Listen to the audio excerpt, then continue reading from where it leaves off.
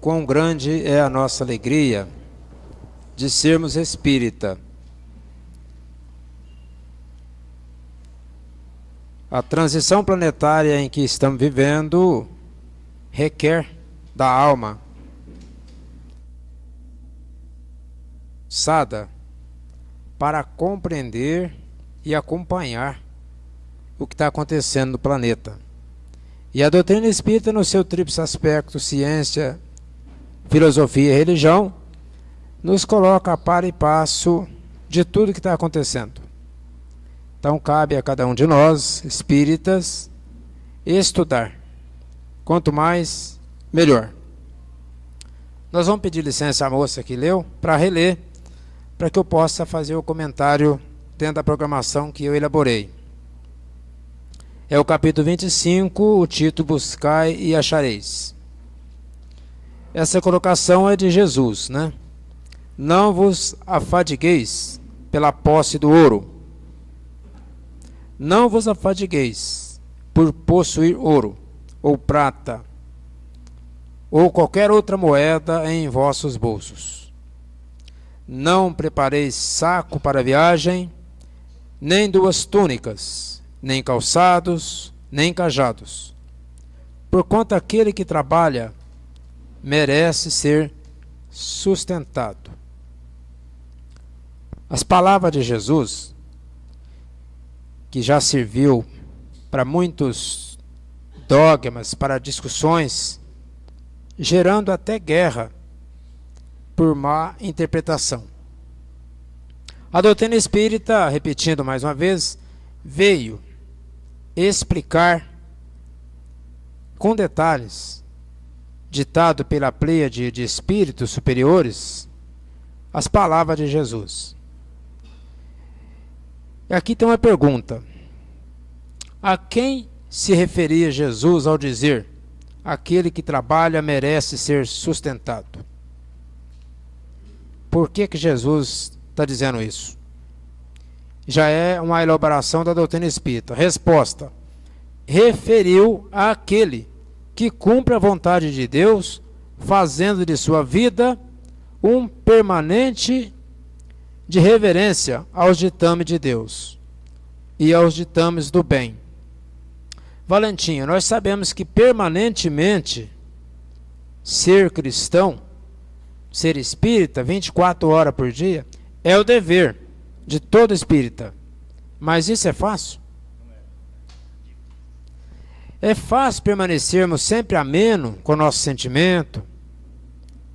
É fácil estar com a consciência sempre ilibada diante das circunstâncias que a vida nos oferece aqui na Terra? Diante de tantas vicissitudes, tantos dissabores, dores? Porque nós estamos num planeta abençoado, sublime, que é o planeta chão, planeta Terra, mas ainda a mistura de almas aqui na Terra é muito grande.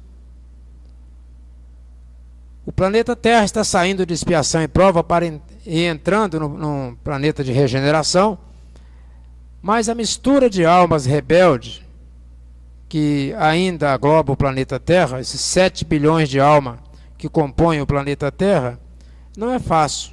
A gente liga a televisão e a gente depara com tantas notícias negativas. Com certeza absoluta. Lá para o ano 2060, 2070, 2100, essas notícias serão banidas da televisão, porque não vão acontecer mais. Aliás, perguntaram para o Chico Xavier no Pinga Fogo, quando é que dar-se-ia essa mudança? E ele responde: o nosso Emmanuel está aqui. Ele falando lá. E ele está falando que lá para o ano de 2057. 2057 faz exatamente quando a doutrina espírita vai completar 200 anos. Será que estaremos encarnados ainda até 2057? Mas estaremos desencarnados em qualquer dimensão, né? Vendo esse progresso da Terra entre aspas, né? Do ser que habita a Terra. E é tão profundo essa visão holística, porque Jesus fala isso no Sermão da Montanha. Bem-aventurados os mansos, porque possuirão a terra. Olha que beleza. Uma vez que Jesus afirma que os mansos possuirão a terra, nós entendemos que esses mansos, claro, é o oposto dos violentos. E os mansos poderão reencarnar na terra quantas vezes precisarem. Porque nós já sabemos que agora não está reencarnando de qualquer forma na terra. A seleção no mundo espiritual é profunda. Mas continuando o capítulo, Jesus dizendo: ao entrardes em qualquer cidade ou aldeia, procurais saber quem é digno de vos hospedar, e ficai na sua casa até que partais de novo. Entrando na casa, saudai-a assim: que a paz seja nesta casa. Se a casa for digna disso, a vossa paz virá sobre ela. Se não o for, a vossa paz voltará para vós. Quando alguém não vos queira receber, nem escutar, sacudi ao sairdes dessa casa ou cidade a poeira dos vossos pés. Digo-vos em verdade, no dia do juízo, Sodoma e Gomorra serão tratadas menos rigorosamente do que essa cidade. Eu faço uma pergunta: que dia do juízo é esse? A religião que prega que é o dia que Jesus vai aparecer, vai ser visto nos 4 cantos do planeta, e ele afirma isso em Mateus. Mas não é isso não. Segundo nós entendemos que a doutrina espírita, esse dia do juízo é o dia do desencarne de cada um. O dia do juízo meu pode ser essa noite, se eu desencarnar. Porque eu vou entrar em contato com a minha consciência. A consciência é o nosso advogado. É o nosso juízo. Então o dia do juízo é o dia que você desencarnar. Porque uma vez no nosso perispírito, não tem como esconder mais quem nós somos. Aqui, no corpo físico, a gente pode esconder. Ninguém sabe quem é quem. Até mesmo os casais com 20 anos ou mais de casado não conhecem bem um ao outro. Porque o corpo físico, não obstante essa maravilha, ele é opaco e é de carne. Já o perispírito é diáfano. É uma matéria quintessenciada e registra ao lado dos outros corpos, o corpo astral, o corpo mental, que é um dos mais importantes, tudo aquilo que está no nosso arquivo mnemônico, tudo aquilo que nós já vivemos em vida passada. E aí então, desencarnado, Valentim, não tem jeito de esconder quem você é. Esse é o juízo. Isso é profundo. Então não tem inferno, não tem demônio, mas tem consciência, que nos acusará ou nos libertará. Que significado tem essa advertência do Cristo? Outra pergunta.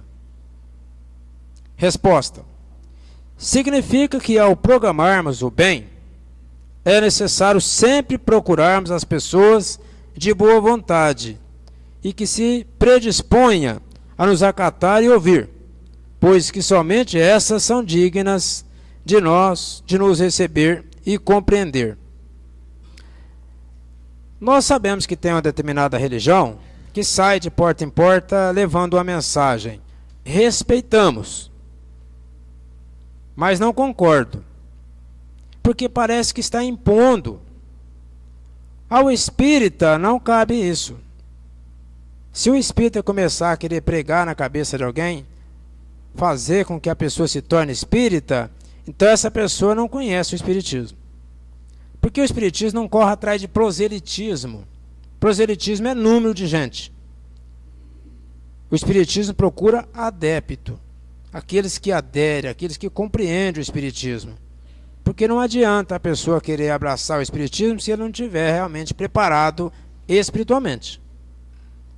Claro que é imprescindível que a casa esteja sempre repleta de almas, de pessoas buscando o espiritismo. Mas eu me refiro à insistência. Não deve insistir. Porque nem o pai consegue às vezes transformar o filho espírita. Pode trazer na casa, na evangelização, mas se o espírito não estiver preparado, a gente tem notícia disso. Então a mensagem é essa, não insistir. E Jesus fala que se você fala para alguém da mensagem e a pessoa não prestou atenção, não deixa que aquele resquício negativo penetre na sua alma. Vai falar isso aqui na frente. Naquela época, nada tinha de estranhável.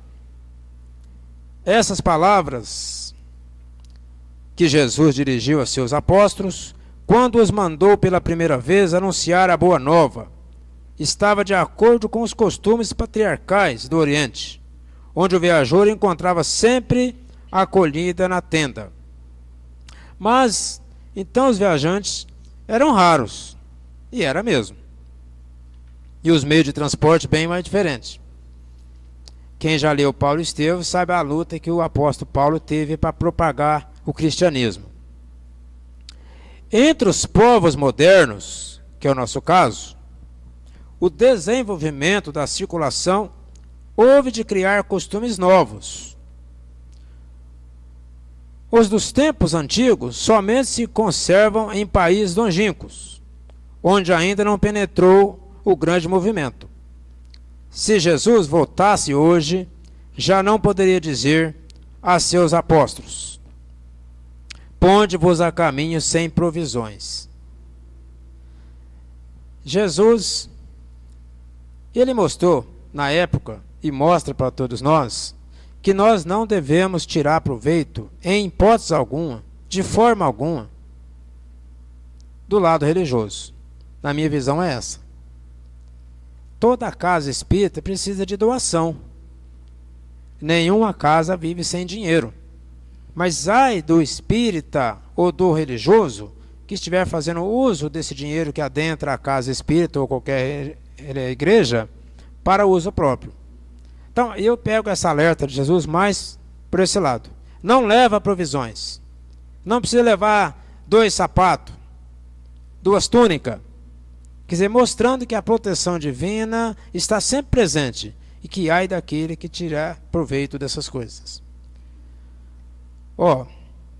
A par do sentido próprio, essas palavras guardam um sentido moral muito profundo. Proferindo-as, ensinava Jesus a seus discípulos que confiassem na providência divina. E aí a gente faz uma ressalva na nossa fé. Será que nós confiamos verdadeiramente em Deus? Essa é uma pergunta que a gente tem que fazer para a gente mesmo.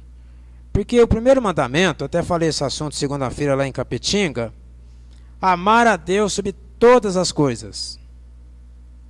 Nós sabemos que amar a Deus é fácil, imprescindível para todos nós. Mas sobre todas as coisas, requer de cada um, de cada filho de Deus, uma compreensão muito profunda para amar a Deus sobre todas as coisas. Você já parou para pensar nisso? Vem um câncer, dilacera a vida do nosso filho. Mas lá no primeiro mandamento está mandando amar a Deus sobre todas as coisas, sobre esse câncer também. Vem um acidente inesperado e coloca uma pessoa na cama ou na cadeira de roda. Como é que fica o psiquismo dessa pessoa perante esse maior mandamento?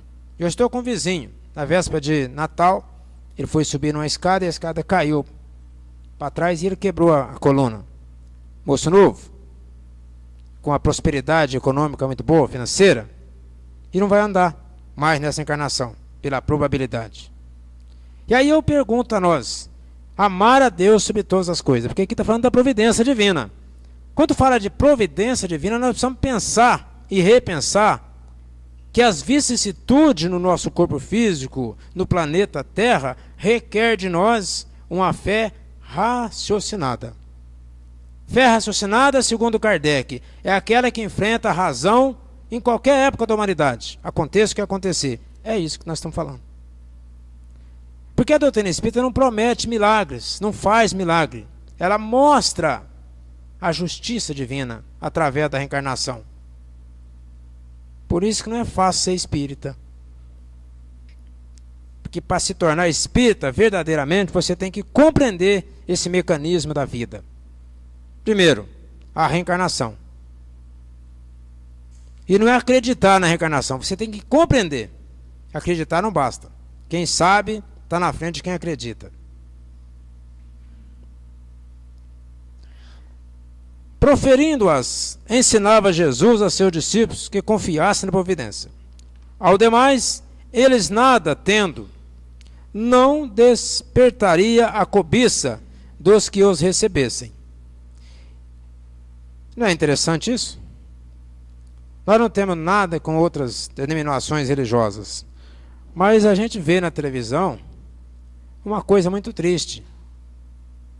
Pessoas que vai lá dar depoimento, que depois que aceitou Jesus, ficou milionário, financeiramente falando. Não é isso que está no Evangelho. Então logo nós pegamos o capítulo 24 de Mateus, final dos tempos, nós vamos ler aquele capítulo sempre. Aliás, se você permitir, nós vamos falar parceiro aqui. Eu tenho numa palestra lá, capítulo 24 de Mateus. Falando de todos, com pormenor mesmo, o que está acontecendo no planeta. Essas chamadas religiões que ficam pegando dinheiro. Está escrito aqui que isso está errado. Graças a Deus que o Espiritismo não faz isso, né? Porque olha lá, ao demais eles nada tendo, não despertaria a cobiça nos que o recebessem. Era o meio de distinguirem dos egoístas os caridosos. Por isso foi-lhe que ele disse: procurai saber quem é digno de vos hospedar ou quem é bastante humano para agasalhar o viajante que não tem com que pagar. Porquanto, esses são dignos de escutar as vossas palavras. Pela caridade deles é que os reconhecereis. Os dirigentes da casa espírita têm um comprometimento muito grande. Não é compromisso, é comprometimento. Está comprometido os dirigentes da casa. Por quê? Porque a doutrina espírita não tem hierarquia. Não tem chefe. Não tem superior. Todos nós somos iguais. Agora, tem aqueles que estão na casa mais velho, que eu gosto do Valentim. Conheço o Valentim aqui já tem uns 30 anos. Só no Luz e Amor. Então, que aquela pessoa que está chegando na casa espírita, supondo que ela procurou aqui o amor, como é que chama? Luz de Amor. Luz de Amor. Qual é a responsabilidade dos coordenadores? Ter o maior carinho com essa pessoa, né? Para que ela saia daqui com a impressão das melhores. Isso é fundamental. Eu faço palestra aqui na igreja São Sebastião, estou até com uma marcada agora no final do mês. E eles sabem que eu sou espírita. E eu vou lá. Aí o nosso irmão lá, o Padre Ovídio, ele senta na porta e fica de manhã, 7 horas da manhã. E ele fica esperando todo mundo chegar e pega na mão de cada um. Eu acho aquilo bonito. Quem sabe nós espíritas deixa a desejar esse pormenor aí. Um abraço fraterno, né? Pessoa que chega pela primeira vez numa casa de oração, ela está precisando de afeto, de carinho. E aí está falando isso aqui, né? Quanto aos que os quisessem receber, não quisessem receber e nem ouvir, recomendou ele porventura aos apóstolos que o amaldiçoassem, que se lhes impusesse, que usasse de violência e de constrangimento para os converterem? Não. Mandou pura e simplesmente que se fosse embora à procura de pessoas de boa vontade. Então, se a pessoa não quer comungar o pensamento e o conhecimento com o espírita, deixa. O tempo mostrará para ele quem está certo, né? É o assunto da noite, que foi pedido para falar. O mesmo diz hoje o Espiritismo a seus adeptos. Olha a palavra, adepto. Acabei de falar agora mesmo, não é prosélito. É aquele que adere. Não violenteis nenhuma consciência. É profundo ou não é? Consciência.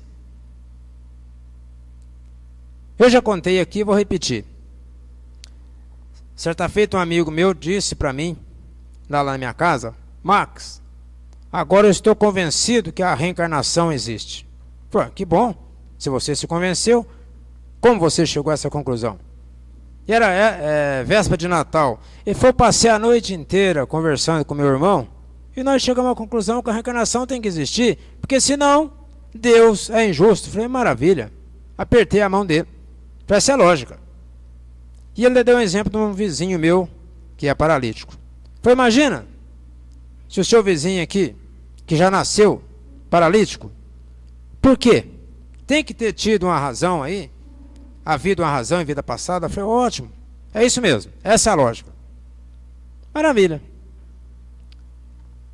E esse cidadão, ele se diz livre pensador, ele não tem segmento religioso. Tudo bem. Ele foi assistir uma prédica aqui, uma pregação, no Cine São Luís, antigo São Luís, no evangélico, e o pastor pegou uma palavra do apóstolo Paulo, que está lá em a carta aos Hebreus, se não me falha a memória, capítulo 5, onde o apóstolo Paulo fala assim, ó, o homem nasce uma vez só.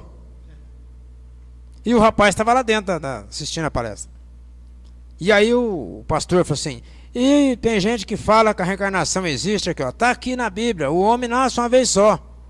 Aquele que aparentemente estava convicto da reencarnação, voltou lá na minha casa.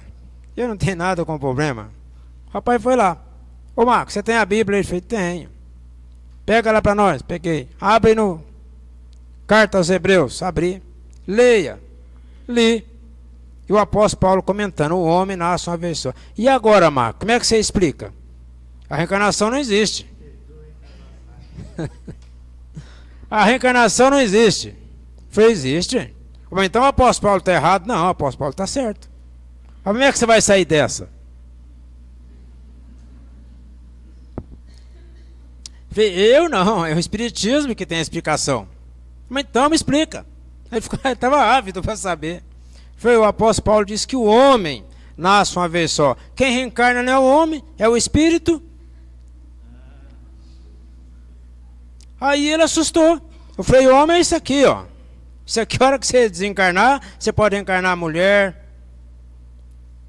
Aí eu peguei aquela parte, olha que coisa fantástica, meus irmãos. Aí eu fui lá no Novo Testamento e peguei aquele diálogo de Jesus com Nicodemo. Aquilo é a coisa mais importante que eu já vi na Terra, em matéria de explicação sobre a reencarnação. Quando Nicodemo procura Jesus na calada da noite, porque ele tinha vergonha de conversar com Jesus, porque ele era da alta sociedade, então ele foi à noite, para que ninguém visse ele falar com Jesus. Olha, quem não degustou aquela passagem lá, capítulo 3, João, diálogo de Jesus com Nicodemo, é muito profundo. Então a primeira pergunta que o Nicodemo faz para Jesus, né? Senhor, como é que eu tenho que fazer para entrar no reino de Deus? Jesus fala para ele, categórico, quem não nascer de novo não poderá entrar no reino de Deus. Nicodemo era doutor da lei, conhecia de capa a capa a Bíblia, o Velho Testamento, e o Nicodemo não era bobo. Mas Senhor, como é que eu faço para entrar no ventre da minha mãe novamente? Eu já estou velho.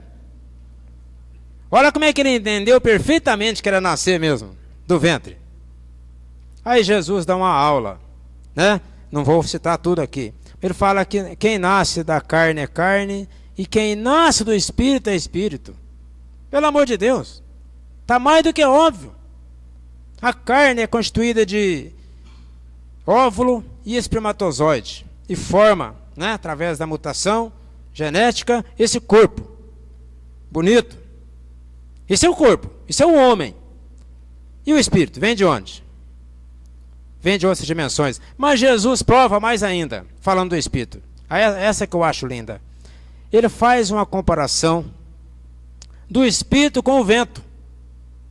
Ele fala, o vento sopra para onde quer, ouve-se o ruído, mas ninguém sabe de onde o vento vem, e nem para onde o vento vai. Assim é todo aquele que é nascido do Espírito. Valentim, isso é profundo. Quem é que sabe de onde o vento vem? Ninguém. Nem o cientista. Para onde o vento vai? Ninguém sabe. Assim é o Espírito, assim somos nós. Não sei de onde eu vim e nem para onde eu vou, mas eu sei que eu existo. Eu sou Espírito. Essa explicação é lógica. E aí foi o assunto que nós conversamos lá e ele saiu calado, não sei se ele se convenceu. Também estava interessado em convencer ninguém. Bom, vamos lá. Lembrai-vos das palavras do Cristo. Outrora o céu era tomado com violência, hoje é pela brandura. Lembra disso? O profeta Elias, ele tinha um exército que andava com ele. Exército. Se o camarada não acreditasse, ele mandava degolar. Lembra lá? Está em Deuteronômio, capítulo 18, versículo 40, essa passagem aí. Quando os profetas Baal, que era 450 profetas Baal, procurou Elias para conversar. Aqui, ó. E o Elias convidou os 450 profetas para ir para um campo deserto. Por Elias provar para eles que o Deus que eles acreditavam não era verdadeiro. Porque eles tinham confeccionado um bezerro de ouro, colocou lá num pedestal, os profetas Baal, e ali eles faziam culto àquele bezerro de ouro. E o Elias acreditava no Deus verdadeiro, no nosso Pai, no Criador. E levaram eles lá para o campo. E o seu exército também. O que o Elias fez? Tem certeza, todo mundo sabe, eu estou repetindo. O Elias mandou fazer 2 fogueiras de lenha. Os profetas fizeram a deles e o Elias fez a dele. E o Elias pediu para os profetas levar o Deus deles. Colocou lá num pedestal o bezerro de ouro. E eles ali evocaram o poder daquele Deus para que a fogueira pegasse fogo, sem ninguém atiçar fogo. Esse era o pacto do Elias. E os profetas fizeram de tudo para que isso acontecesse. Mas não aconteceu. Claro. Chegou a vez do Elias evocar o poder de Deus. Ele aproxima da fogueira, ergue seus olhos para o infinito, conversa na acústica da mente com Deus e fala: Senhor, usa do seu poder e faça com que essa fogueira acenda. Olha o profeta Elias. Começou a sair uma fumacinha. Antes dele pedir, ele foi audacioso. Ele pediu o soldado para ir lá no riacho e trazer água e molhar a lenha. Lenha molhada pega fogo? Os pescadores aí que sabem quando vai fazer uma fogueirinha na beira do riacho. Se chover, não pega. Pois ele molhou, embebeu aquela lenha de água e pediu a Deus que acendesse a fogueira. Começou a sair uma fumacinha e eclodiu um fogo. E pegou fogo. Que maravilha! Que maravilha! Olha o poder de Deus. Olha a fé do Elias. Deus ouviu sua prece. O que ele tinha que fazer mesmo? Voltar para casa, né? Feliz. Agradecido. Não. Ele mandou cortar a cabeça dos 450 Baal e jogar dentro d'água. Olha o que é a trajetória de um espírito. Olha o livre-arbítrio de um espírito. Não obstante toda a grandeza de alma que ele continha, ele ainda tinha muito orgulho. Ou nós, será que não temos também? E ele manda cortar a cabeça de 450 Baal. O que ele criou para ele mesmo? Um karma ferrenho, pesado, duralex, sedlex. A lei é dura, mas é lei. Tem que resgatar. 400 anos, um pouco mais, ele reencarna como João Batista, primo de Jesus, considerado pelo próprio Cristo, que entre os nascidos de mulher, o João Batista era o maior. E provando que o João Batista era a reencarnação do Elias. Está lá em Mateus capítulo 7, se não me falha a memória. Quando Jesus afirma categoricamente que o João é a reencarnação do Elias. E aí vem o Duralex Sedlex. O João Batista que pregava, como é que diz aí, preparando o caminho para Jesus, que ele foi o precursor do Cristo, né? Ele batizava lá na água, mas não era o batismo dele que era importante, era as palavras que ele falava: endireitai as vossas veredas, da agora em diante você deixa de fazer isso e isso que você fez de errado. Esse era o batismo, não era a água, como o pessoal usa por aí. E um dia perguntaram para o João Batista lá: João Batista, você que fala do bem, que a gente tem que ser sempre puro, com a consciência tranquila, o que você acha então do Herodes, que roubou a mulher do irmão? Ele falou: está errado, o Herodes não devia ter feito isso, e ele vai resgatar por conta disso. Isso foi lá no Rio Jordão, muito distante do palácio de Herodes. Pois você não é de ver, Valentim, que essa notícia chegou lá no ouvido da Herodias, que o João Batista estava falando que ela não deveria ter largado o marido para fugir com Herodes. E ela, tomada de ódio, porque alguém estava falando da vida dela, falou para o marido, que era apaixonado nela: manda prender aquele homem, está falando demais. O Herodes, que era submisso, pegou o soldado, foi lá e prendeu o João Batista. E no porão. Numa noite de festa, no salão de cima, começaram a se embebedar, tomando vinho. O Herodes tinha uma enteada que tinha 13 anos, e ele amava aquela menina, ele deliciava de ver a beleza dela.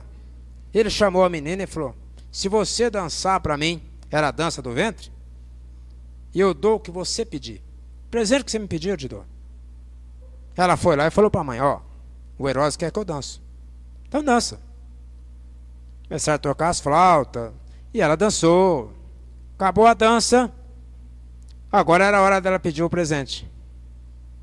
Ela podia pedir um camelo, um sítio, uma joia, um vestido bonito, até folheado a ouro. Mas ó, na inocência de 13 anos ela não sabia o que pedir.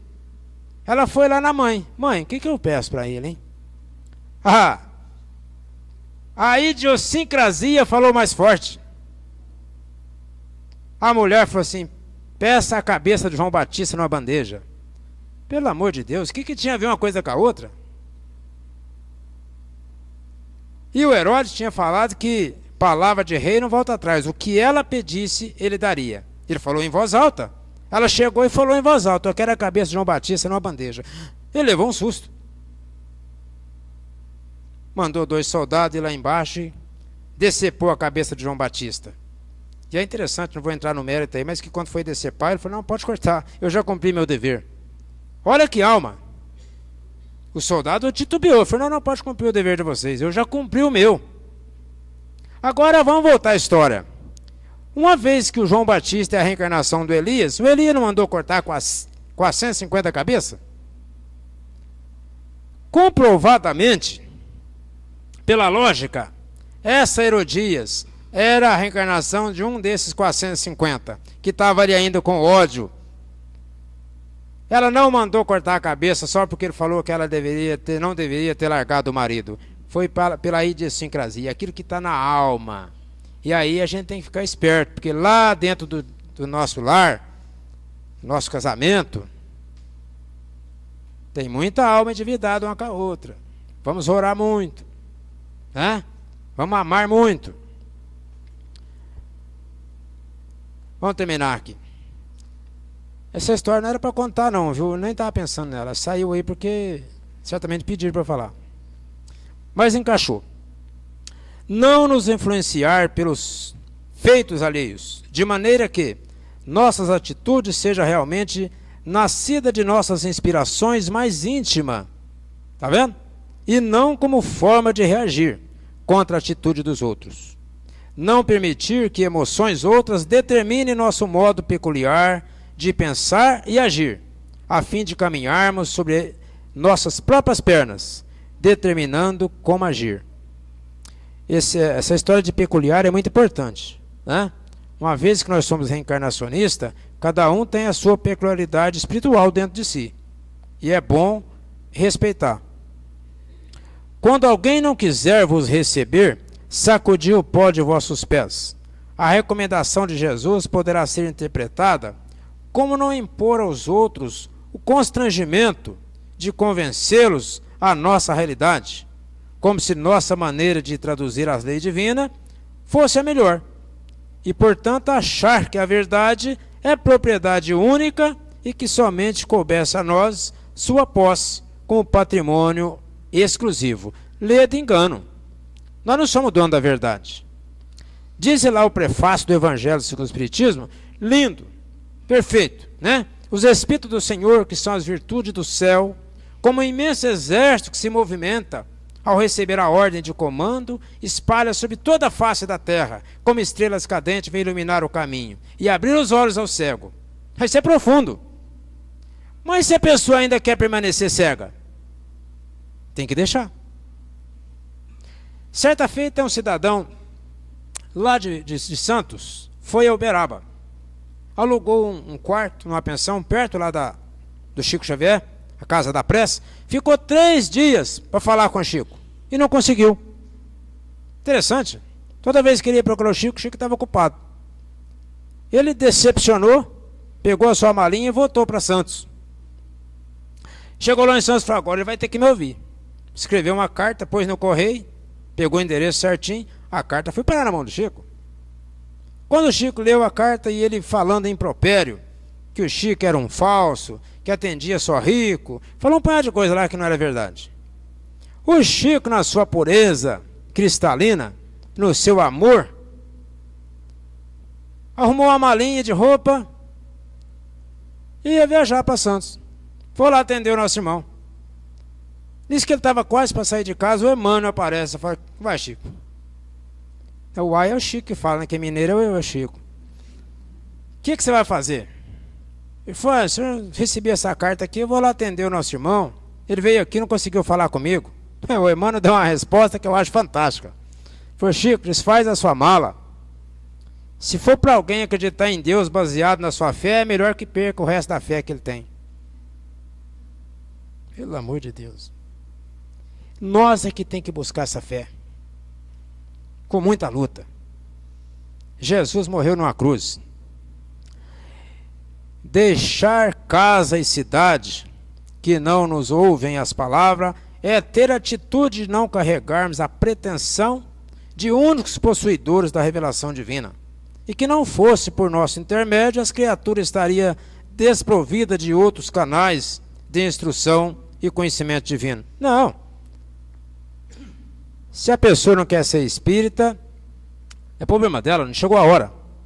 Reter o pó em vossos pés é não ter a visão da imensidade e diversidade das possibilidades universais que apoia sempre as criaturas de conformidade com a sua idade astral. Muito importante essa palavra.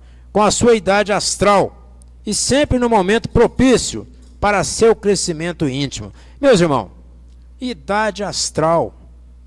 Nós já sabemos que temos aí milênios. O André Luiz fala que já faz 10 mil anos nós estamos encarnando e desencarnando aqui na Terra. Nós somos milenar. Falei isso uma vez na escola, se viu motivo de brincadeira. Só a professora de USPB que entendeu, porque ela era espírita. A vida maior tem inúmeras, vou repetir, a vida maior tem inúmeras, que tem inúmeras vezes de inspiração e revelação. O que é essa vida maior? Quer dizer, para os espíritos superiores, que já galgaram a visão muito maior do que a nossa, eles enxergam a coisa muito mais diferente. No nosso patamar de evolução, a gente tem uma dificuldade de enxergar até os espíritos, Valentim, que materializa de frente a nós, que fala na acústica da mente alguma inspiração e a gente não capta. Olha que coisa. Então, talvez o servo imprudente, arraigado no orgulho, esperasse louros dourados de consideração e entendimento de todos os que escutassem e que fosse amplamente compreendido com as suas intenções. Mas, por enquanto, na terra, ainda o plantio é difícil e as colheitas não são generosas, espiritualmente falando. Vamos agradecer muito a Deus que nós temos aqui mais de 100 crianças, sem espírito em tenra idade, já aprendendo as lições de Jesus, baseada no Espiritismo. Isso é muito importante. Parabéns para os pais e as mães que estão trazendo. Nós não somos melhor do que ninguém, Mas nós estamos com a doutrina que, sem dúvida nenhuma, mostra para nós que a doutrina, que o Espírito é permanente, que não tem demônio, não tem pecado, Deus não perdoa e nem castiga. O Espírito é que tem que trabalhar. E terminando, nosso tempo já esgotou. Há muitas criaturas intransigentes e rigorosas que não entendem, impõem e, por não usar sinceridade, é que faz o gênero de suposta santidade. Portanto, se não formos bem acolhidos nos labores que desempenhamos na seara de Jesus, silenciemos, sem qualquer reação, aos contratempos e aguardemos as providências da mão de Deus. Nesse afã, prossigamos convicto de que nosso ideal de amor, palmilhando entre as realizações porvindouras, rumo ao final feliz, nosso próprio caminho, cujo mapa o temos impresso em nosso coração. Esse é o capítulo 25. Foi o nosso irmão que pediu para a gente estar aqui hoje comentando. Nos perdoe se a gente não conseguiu fazer bem entendido, mas desejamos que a paz do Cristo permaneça conosco.